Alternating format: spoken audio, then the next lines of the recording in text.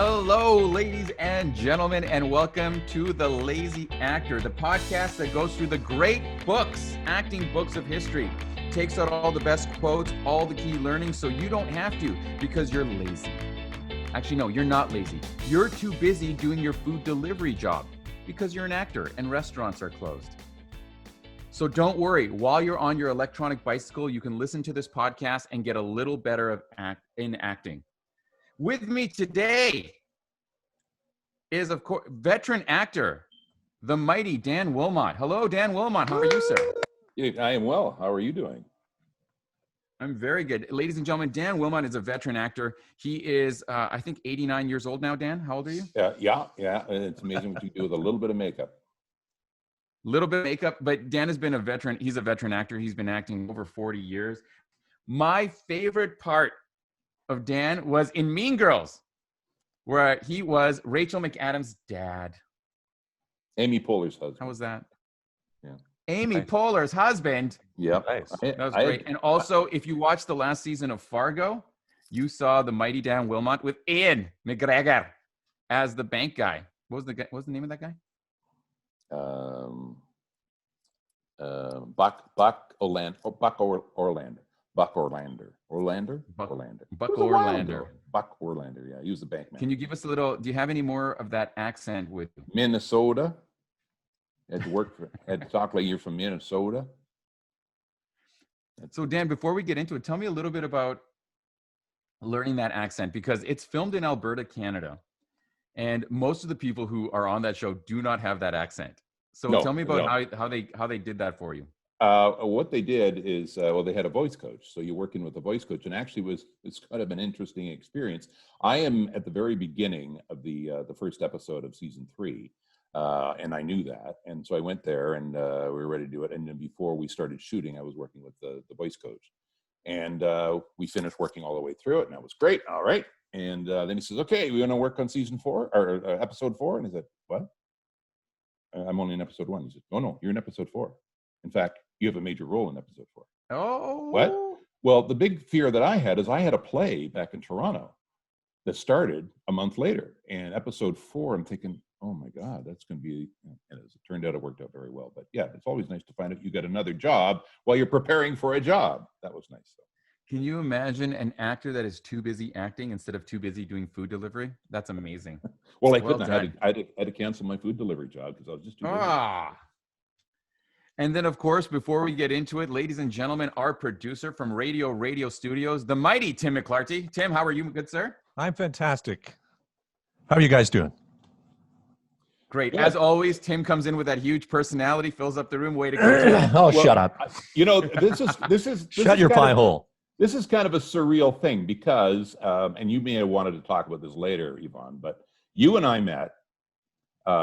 You and I didn't meet, but you and I worked on the same episode of Psych. And the bizarre thing about it was we didn't meet, we didn't know, but I was actually describing what you were doing in the scene. We were on set the same days, and we didn't even meet. And we met, 3-4 years later in Toronto, because they filmed that in Vancouver. Well, we met 3 or 4 years later, but it was even a couple more years till you happened to look at my demo reel and thought, hey, Dan's in my episode. Yeah, but that's not the only thing that's bizarre. Tim and I know each other from, dare I say how many years ago? You applied to me for a job in Oshawa in the 80s? Was that? It would be the 80s, yeah. Yeah. Long time ago. Like 50 years old. You were. I was a child. You were program director of a station out in Oshawa, and I was a young, starving DJ trying to get out of Kapuskasing. Yeah. And I sent you a reel, you remember? Yeah, tape. Right? It was even before cassettes. I sent you a reel. This is how ancient I am. And you sent me back a terrible note. You said you have no talent and please don't send me anything anymore. You destroyed my spirit. No, I'm kidding. You actually sent me back a very nicely worded form email, which dear sir or madame. That's but right. It's just bizarre that we're doing this, and I knew both of you before I knew both of you, and then here we are. Here we are again years later.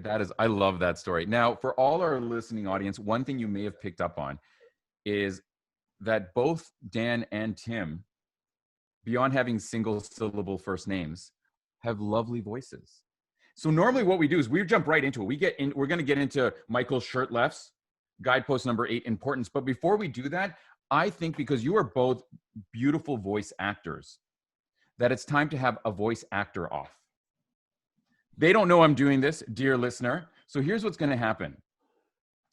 I have found some great Cologne ads. And what I'm going to do is, you won't be able to see this, ladies and gentlemen, but you will be able to hear this.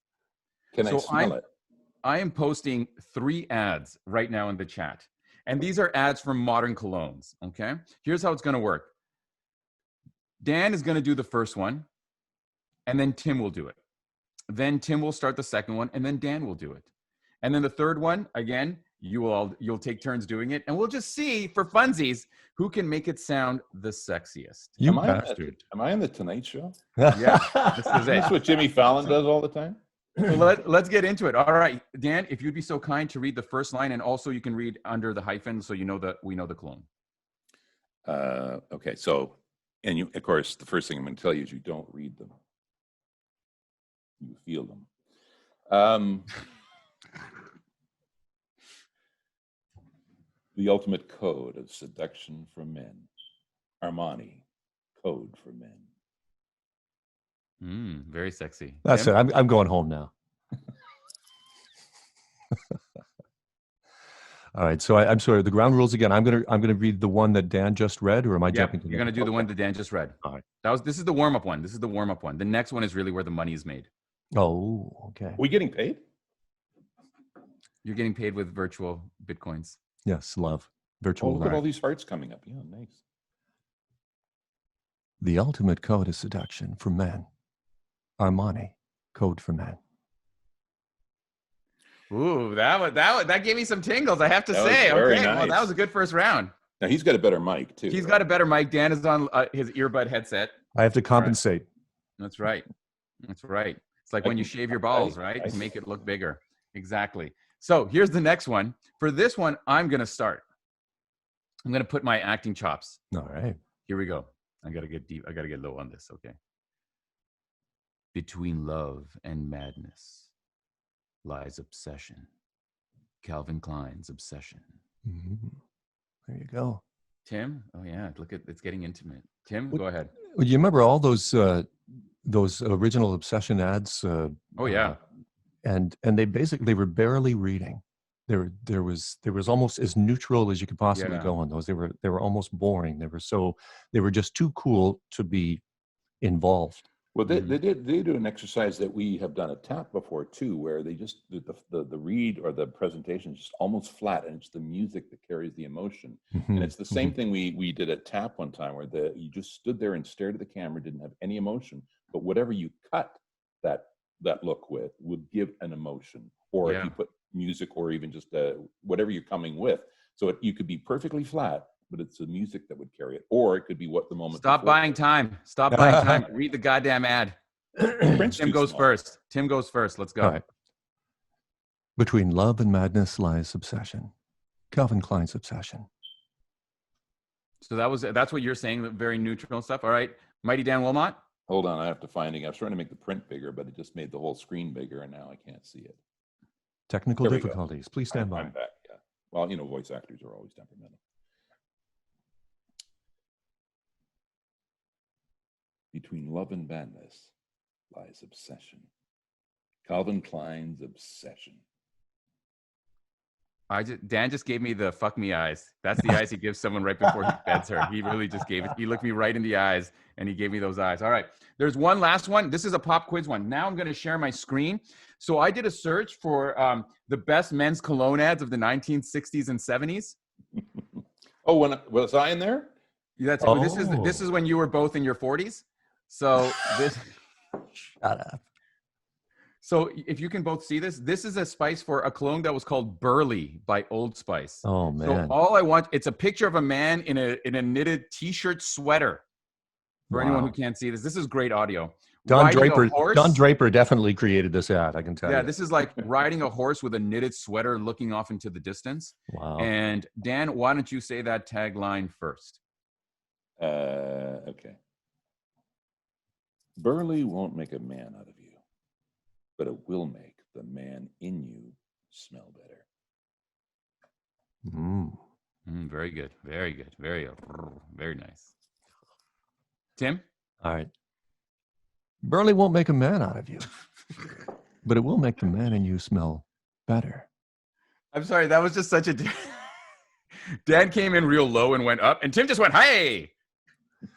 Well, Sorry, I laughed at Tim. One more time. Hold on. He's riding a horse. You know, you got to riding a horse. He is riding a horse. It's on the beach. Tim, one more time. Sorry, I messed that one up for you. Go ahead. All right. Burley won't make a man out of you, but it will make the man in you smell better. Not bad. It's gotten really like Anchorman. It's gotten really sexy in here. But and I want to thank you both for bringing the energy that we Can I just need. say something, though? If we were, this would be an interesting exercise to do another time. Yeah. But to do the read in the style of the time. Yeah. So in the 1950s, 1940s, and Dan would know this as well, you know, all the ads in the 1940s, everyone sounded like this. Lucky Strike cigarettes are the best cigarette known to man. And everything was over the top and oversell. Even in the 1960s, there were a lot of guys that had started in the 40s that still kind of carried that over. And there was that transition time where they were trying to leave the announcer behind and get it into the natural stuff that started happening later on. So it would be an interesting study. In the States, there's still some people that work that way. I was doing an ad for a congressman who was running for Congress in California. And Democrat? All right. Just say, don't even get But this was about 10 years ago, 10, 15 years ago. And they said they wanted it just, they just wanted it regular spoken word. So I did, this is a great guy, vote for Congress, Bob Smith, whatever his name was. And then I thought, this is the States, vote for Congress, Bob Smith, he's good for you. And I did a third version sort of halfway in between. Well, they liked the Bob Smith for Congress. They liked that one so much, they just used the audition, which was great. Wow. They just paid me for the audition, but it was, the funny thing was they said, just want one spoken word, just everyday conversational. But I knew, it's the States. Yeah. Bob Smith's good for you. No, Bob Smith for Congress. He's good for you. And that's the beauty about voice work is sometimes you can just do the audition and that's the whole part, in terms of time. Sometimes it doesn't happen a lot, but yeah, when it does happen, they call you back and say, oh, I love your audition so much. We're just putting it in and using it. Done. Great. Yeah. Thank you. Yeah. But it's weird because some people's idea of natural is completely not what your idea of natural might be. Well, you just watch Canadian newscasting and then watch American newscasting, even just across the border, Buffalo or whatever. Just watch how, and tonight on the news, and up here, it's like tonight on the news, you'll know, blah, blah, blah, blah, blah. So it's even that style is still going on. For sure. And speaking of style, look at that transition. It was beautiful. Let's get into our first guide. So today we're going on to Guidepost 8. We're slowly making our way through this. By the way, Dan, I don't know if you remembered it. If I mentioned this to you, this was the first acting book I ever read. It was a a long time ago, but yeah. I know I heard that it's the first one you ever read. It's not the first one I ever read, but it is something I read. I think it came out like 30, 40 years ago. Yeah, in the 60s, late 60s, early 70s. So we're about to cover Guidepost number 8, which is for Michael Shurtleff, Importance. And before we get into some of the nitty gritty, I wanted to know, Dan, is there like an excerpt or a line or a summary that would summarize this whole chapter for you? Well, there's a few, but I mean, the one that's sort of key here, it's talking about the stakes and that, and we'll get into that in a minute, but we make trivial things important to us at the moment, even if a day later we will have forgotten them. And that is a basis of one of my beliefs. And who knows, I mean, I may even got that belief from that line years ago, but just that we look at scripts and we look at parts as an afterthought. When I'm running to catch that bus at the moment, that is the most important thing that I want to do. Or if I want to get across the street because the bus is coming, that's the most important thing at that moment. Whereas in an afterthought, it was no big deal. I mean, yeah, I missed the bus, but we always look at scripts as an afterthought. Whereas when we're in the moment, it's a big deal. So that's sort of where that line. And you know what I really like about that? Because he literally uses the subway line, or for me, like the second I get a pop-up and I'm playing a video game on my phone, the level of rage I feel is amazing. Even though like a minute later, I always regret it. I'm like, just chill out. Or like I watched my brother, just one person once did like a little wave because he didn't think my brother saw him when he was crossing the street. And my brother lost his mind. Exactly.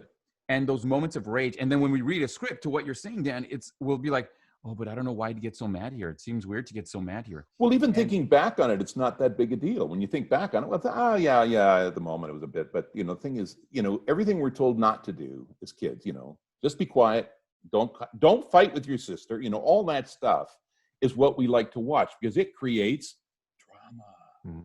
So making useless things important. Yeah. And here's actually a quote that I really liked. Everyday life, yet actors are fond of making everything flat. That's what he said. In our attempt to have realism, we end up we're so realistic that we're boring. Yeah. And everyday life congratulating themselves on their truthfulness. In doing so, the truth is not enough if it is neither dramatic nor interesting nor unique. Actors who are also unaccountably fond of reducing all the dramatic possibilities to the most everyday realities. But who wants to watch that? Well, that's it. I mean, look at the kids we like to watch on TV. There's always the precocious little redhead that you love to watch, but you'd never want in your home, ever. and that's the thing. That's the whole point. What we do every day, or even how we look back on things, it's always, but the ones we love to watch are the nutcases. Well, I will give you one really good example. There was a movie, and I'm so sorry, Tim, maybe we can put it in the notes later. There was a movie that was filmed in Toronto that had the kid from Harry Potter kid, and the new Darth Vader kid. I forget, I'm just so terrible with the names. Those two guys. And there's a scene where the guy's like, hey, can I ask you some advice? And the other person says, I just had sex and I'm about to eat pizza. This is the greatest day of my life, and now you've ruined it. And it's just a line that he talks a lot about throwing away lines. If you throw away all the lines, it's not interesting. Everything should be like a huge monument, make everything super important. So in the Adam Driver, that's the guy. So the Harry Potter kid, whatever, Michael Radcliffe, is that his name? Michael Radcliffe? So Michael Radcliffe goes, hey man, can I ask you some advice? And I remember this film because I'm like, there's no way this was in the script. He must have done this on it. He must have made this so important that his eating of pizza was so important for him. This was like so important that it's just I laugh so hard. He looks at him and he goes like dead still and looks Michael Radcliffe in the eye. He goes like, I just had sex and I'm about to eat pizza. This is the greatest day of my life until you ruined it with whatever you have to say. And it's just out of nowhere. And it's because he decided to make that a huge choice. But it so also, much importance. He also believed it because and we're not talking about overacting here because overacting is overacting is overacting. You have to believe where you are because if you're still bringing that preconceived notion of, well, it's not that big a deal, but I'm going to make it a big deal, then it becomes overacting. And as soon as it's phony, it's gone. That the moment is not there. So having importance is not overacting. You have to have the belief in that moment in order to make, like exactly what Yvonne just did there. That would not have worked. It was like, I just had sex and I'm about to eat pizza. And now you're, if it was overacting, it would not have worked. And not playing the joke, yeah. Well, exactly. And don't play the joke. You guys already did a topic on that, right? Earlier on? Mm-hmm. I can't remember. We talked about it with Florian. On humor, yeah. On humor, right. Exactly. Because I remember hearing that. So yeah, go back and listen to humor because that is so important, not playing the joke, because that'll make, I think it was one of the Florian's ones. But anyway, if that's the point, you've got to believe in the moment to make the importance work. What an actor must look for in a play is something unusual, something important. And I think sometimes he actually makes another note here. I'm going to highlight something that he says. He makes a little note here that modern writing this is going to be in the next chapter, but a little preview. Modern writing, it tries to be so realistic that it's the actor's job to find important things in lines that you might just throw away. And I think that's a really good example because they say, we want to watch things that are hugely important. Will you do less than that for the scene in the play? Yeah, I think that's so important because you've got to believe. Yeah, and again, we're getting into the next one there because you moment to moment to moment and the events. But Preview. That's right. Stay tuned. There's more. But you've got to believe in that. And the thing is, you're not just saying a line. Far too often we go in there and saying, okay, my line is da-da-da. You're not just saying a line. And this is something you talked about in another previous episode. You don't mind if we keep going back. You know what? If you want to reference all the amazing things I say and the impactful ways that I one time Yvonne said this, so it's very important. In fact, if you could have yellow marked your screen, that would have been very important. The idea is, I tell Tim to write down everything I say and to read it before he goes to bed. I actually have it engraved on plaques. And I know you're lying. I just play it on my phone and my headset, and puts You're me both to lying sleep. to me. Then I have these bad Better dreams. actors. The point I was about to make, and here's the thing: is Yvonne and I have worked together a lot on TAP, on this group that Yvonne started 7 years ago now, a long time ago. Yeah, 7 years. And one of the things we talk about is doing one line, because a lot of the auditions you do is one line. So understanding this, everything we do in performance, whether it's as play or television or film, everything we do is a bridge between something before and something after. It's never just what you're doing. So being aware of that will give your line performance importance, because that one line, I have just one line. I think you even gave a great example of how you did. Was it serving a drink or something? Something along that line. But the idea is something's happening before, something's happening after, and you are the bridge. So that will give you, I'm not just saying, can I get you a drink? There's an importance there. You have to believe that importance. Yeah, so there was actually, that's a whole story there. That was, I had to do an audition, but I was in Houston, and it was like, I needed by the end of day, and I was just in a coffee shop, and the coffee shop was empty. So there was two guys working there, and I said, hey, either of you guys ever want to be actors? And they said, sure. It was like in this old hotel in downtown Houston that looked like an old saloon. So I said, listen, I got to record this audition. Can I go behind the counter? Can you you can be my cameraman, you can be my reader. And we did it. And it's exactly what you were saying, is the line was like, what can I get for you ladies? But you have to give that importance. And so what I did is I just said, I tried to figure out, this is actually my one line summary for this chapter is find deeper reasons. And the tactic that I'm going to tell my listening audience to do, because right now we're talking ideas, let's talk tactics. 5 whys. Why are you asking them for a drink? Because it's your job. Why? Because I'm a struggling actor. Why? Because I was everyone told me I was talented in high school, and I thought it would be a great way to meet women. Why? Because deep down inside, having sex is like the most important thing in the world to me. Why? Because, and then, like that, I can't remember everything, but that's the exercise I did. So when I delivered that line, I put all that into the performance, and it's one line, and it sounds a little pretentious, but it made me think like, when I went up to them in my head, is like, do I still got it? In terms of like my ability to like charm women, do I still got it? I'm getting close to my 40s. Do I still got it? And I put that into the line. I actually got that part, by the way. Congratulations. But that's one of the great things that Michael brings up in this book again and again and again, is that even when you asking those 5 whys, the first couple of whys, nobody'd want to watch that. I mean, but as you did it, you went deeper and deeper and deeper. So like, why are you saying that line? Well, it's in the script. Who cares? Who cares? Why do you think it's in the script? I don't know, because you need to talk to somebody. Well, who cares? You've got to, taking it deeper, exactly what Yvonne was saying, taking it deeper. Those 5 whys will help you dig that well, because the first couple, you're just touching the surface and nobody's going to care. Who cares? So digging it down to that 5th why, all of a sudden, it's him trying to get laid. Yeah. Which is important in the moment. And as long as he has his pizza afterwards and he's not interrupted by Radcliffe, he's fine. And it actually happens.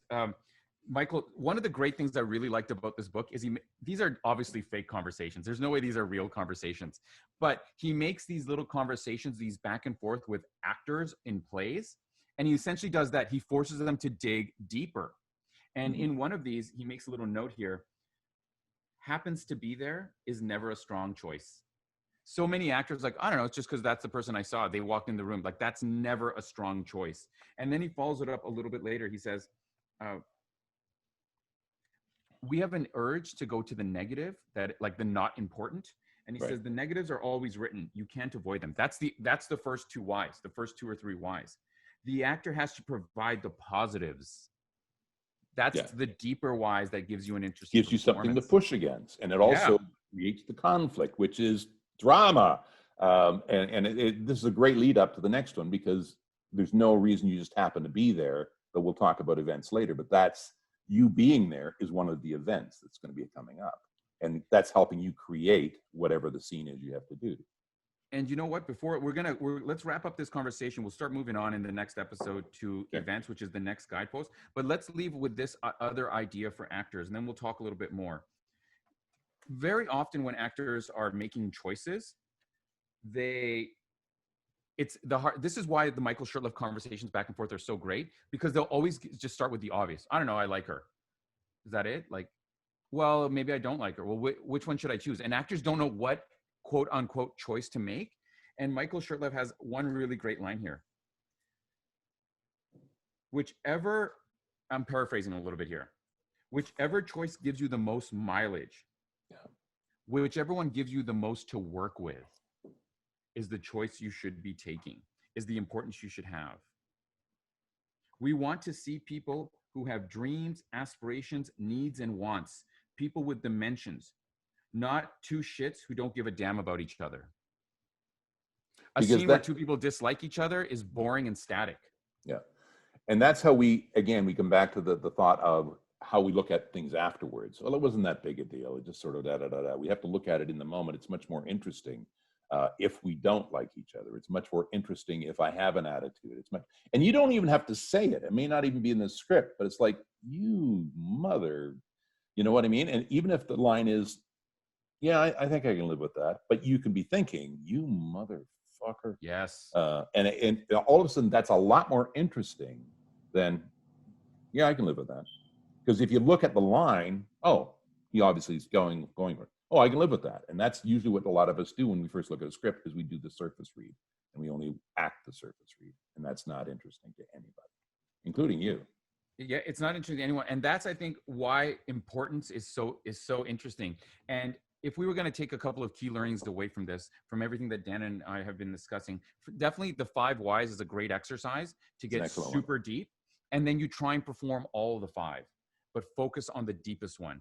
The other one would be like, make a decision that's going to give you the most to work with. I like her. We're in love is too simple. We're in love, but I'm constantly jealous is more interesting. We're in love and I'm constantly jealous, and I just called her and it's taking her too long to reply is even. We're in love, I'm jealous, it's taking her long to reply, and when she did reply, she said she can't talk.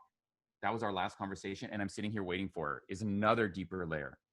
There's an excellent example right there about importance. When you send somebody a text asking them a question, and it's been 10 seconds and you've not gotten an answer, that's fucking important. Jeez. You get so mad. You know, and of course Tim's a young guy compared to me, but in our life, I'll just phone them and ask them, because then I will get the response right away. So we're used to having immediate response from phone calls, but we don't phone call anymore. We text, and it's like, why am I not getting an instant feedback on this? What's wrong with you people? But that's the key to importance. How many times have you felt really pissed off because they haven't texted you back right away? Are they trying to teach me a lesson? Are they angry with me? What's going on? Like, what, we're breaking up? What, that's the importance you're talking about in the moment. Because after the fact, it was no big deal. Yeah. And so if we were going to actually, that's a great way to leave it off. Because if we were going to land, dear listener, with one last tip to help you find a dynamic performance, is make a big deal out of stuff that is meaningless to most people. Make a huge deal. Yeah, believe it. Make a huge deal about missing the bus, about not getting a reply right away, about an email, even though you've answered the question. Experiment with that throughout the scene to find importance in places where people might not necessarily see it, to give you a dynamic performance. And it gives you a reason to start watching people. Not creepily, but start watching people. And speaking of watching people creepily, that's going to end off our discussion on the guidepost. But before we end off today, Dan's got a bone to pick with me, because Dan is one of our 4 listeners to the podcast. So that's one of the reasons we got him on board.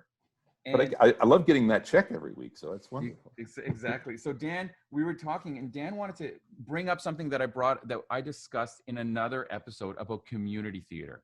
Yeah. And before I tell you why you're wrong, Dan, why don't you tell us a little bit about your thoughts? All right. Here's the thing: is when you're learning how to be an actor, you'll take a class. So you'll work on a script. You'll work on Yes. a scene, one single scene. It can be a longer scene, a shorter scene, depending on the school and depending on how far along you are. Even at TAP, I mean, we have a limited, even when we're doing the 3-hour scene development, we work on single lines because that is something you need to work on for auditions. We work on nothing with things with no context, and we also work on a scene, but you only have a limited amount of time. And people are too busy, it appears, to be able to work on scenes longer than that over a period of time. Actors are lazy, man. Where community theater is great is it allows you to learn an arc. It allows you to learn the teachings that Michael particularly is talking about. The reason he uses a lot of theatrical analogies is because he's helping you learn how to do an arc. In fact, one of the greatest things that we had going for us in the States, and I worked in the States quite a bit, is that Canadian actors, up till recently, have always been known as they've been trained theatrically. So they're better actors. The theory is they're better actors because we've been trained in theater. And the idea is we understand an arc. We understand beginning, middle, and end for a whole show, a whole play, a whole film, whatever, much better than the Americans do, because Americans are all working on little pieces. And that's all they know because they all do television and film. You can work on arcs in short films. We used to do a thing called Tap Fest where we would make short films in our group. Tap, what's the thing.org? Is it Tap? The actorsplace.org, right? Theactorsplace.org. Because I noticed in earlier episodes, you used to plug it a lot, and you don't as much anymore. So anyway, theactorsplace.org. But we used to do a thing called Tap Fest where we'd make short films. And that also gives you an opportunity to do a beginning, middle, and end. But when you're working on a scene, you need to know that concept of the arc, beginning, middle, and end. And one of the best ways to learn that as a character, if you want to be an actor, is in community theater, because that's the best opportunity you're going to have to go in, audition, get a role that probably is bigger than you're going to get on film and television right away. And unless you do a short film. And the thing is, it allows you to make a lot more mistakes than working professionally. And then you can start working your way up. And then there's other people in community theater that are also working their way up. It's a great way to start networking when you don't know a damn thing. And if you haven't gone to school yet, it's a great way to practice and play. So it's training, practicing like TAP, and doing community theater. I strongly believe in community theater. Don't go to get laid. That's bullshit. That's what screws it up. But go to just learn about arcs, learn about characters, making new friends, and networking. So I love community theater. So apparently I don't remember this, but I disparaged the usefulness of community theater. So I will say this, Mr. Wilmot, I agree with you. And in fact, let me revoke, because one of the best ways to get started as an actor, and I think this is probably the context I did it in, is that there's a lot of like very amateur or beginner actors who will stay within the world of community theater because it's so safe and it's easy to get into. But I also negated the fact that it's also amazing training. Yeah, my it is. first few acting gigs were in like independent, small, like black box theaters. Yeah. And it was exactly what you said. I had to learn an entire play, not a few lines. I had to work for months on a character arc, and it helped me discover the foundational skill set of being an actor. So to hold on, I'm not finished. So to all you community theater actors who have been offended, except for Tim, I apologize. The context you put it in is most of the things you haven't accepted my apology. I haven't. Most of the things that we auditioned for are one lines, was the context you were bringing it in. And that's what, like, the community theater, what does it do? But you're absolutely right.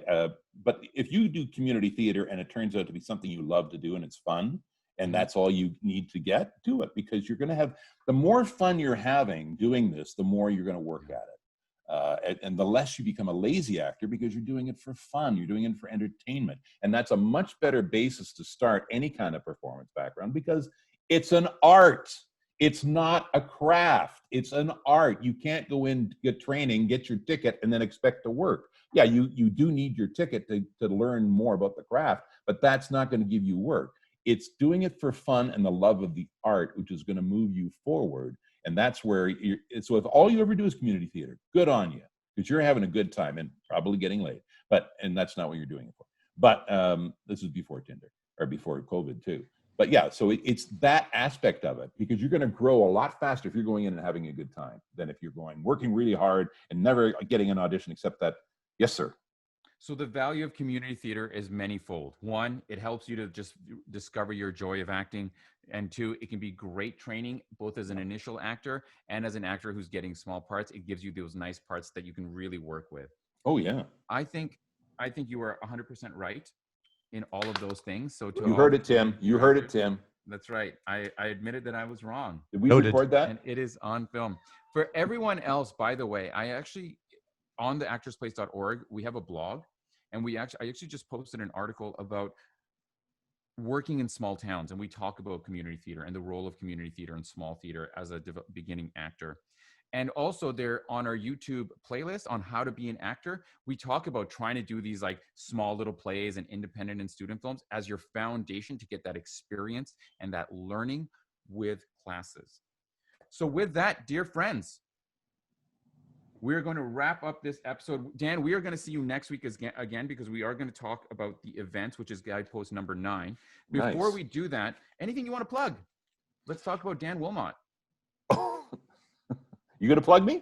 I'm going to plug you. You can choose your finger. Yeah, we've got a couple things. The most important thing, I think, is VoiceSpot WCS, which is now, as of 2021, will now just be called VoiceSpot, but we haven't changed the website yet. So still VoiceSpot WCS. WCS is Wilmot.com. So we'll put that in the show notes. Yeah, but the new one, VoiceSpot, will be voicespot.ca, because somebody's got is holding the other one ransom. So voicespotwcs.com. In the new year, voicespot.ca. We are a training company. I've been doing this for 25 years. Holy smoke. 25 years. And we train people to be confident in voiceover, but it's confident in speaking in general. So it's generally, if you're confident in front of a microphone, and by being yourself and drawing upon who and what you are, as opposed to being the announcer or somebody else, because you're not going to be very confident being somebody else. So that's what we focus on. We have new classes that'll be launched, I think, next week for the new year. We're doing it all online now, because a lot of the studios we talked about with Tim are closed. And so we're doing it all online.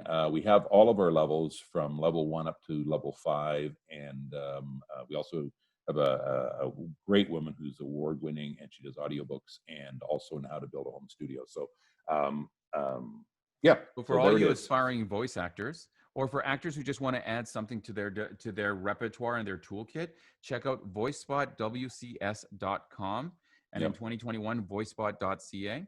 Yep, and it's a lot more fun than delivering food. There you go. All right, let me get my plug in here for Radio Studio. And as we mentioned before we started, Yvonne, yes, I have been open throughout the pandemic, but I have been taking precautions up the wazoo with improved ventilation and filters on the microphones, and basically wandering behind the talent fully masked up and cleaning behind them. So it's cleaner than a hospital, and we encourage people to book us, radioradio.com. And just so you know, that's available if you live in Toronto, Ontario, Canada. That is available for you to physically attend, because there's a separate sound booth. So there's no actual like in-person contact there.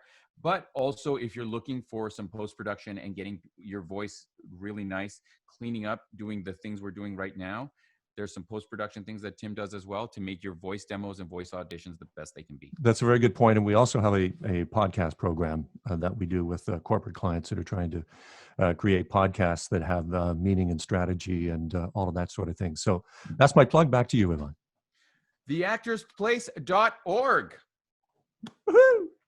Resource for actors. If you want scripts, we have a blog with lots of information. We post the podcast there. There is our virtual meetup that anyone can attend in the world.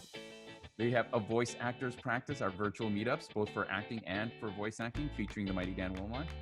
Theactorsplace.org is the website. Ladies and gentlemen, thank you all so much for joining us here today. Thank you, Dan Willmott. Thank you, Tim McLarty.